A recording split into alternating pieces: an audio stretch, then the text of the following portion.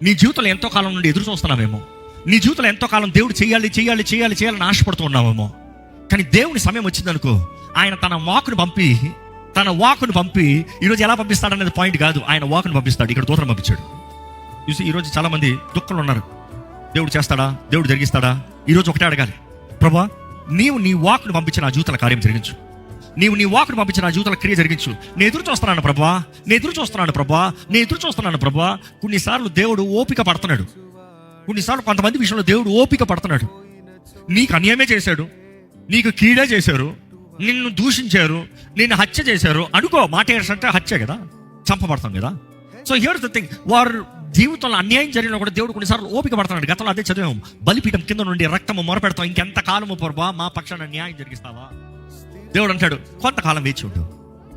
He's giving time, but that doesn't mean unrepentance, unforgiveness is dangerous, భయంకరమైంది. మీరు అనొచ్చు, దేవా పలానా వ్యక్తి నాకు అన్యాయం చేశారు. దేవుడు అవకాశం ఇస్తారు వారు మారు మనసు పొందాలని, పశ్చాత్తాప పడాలని.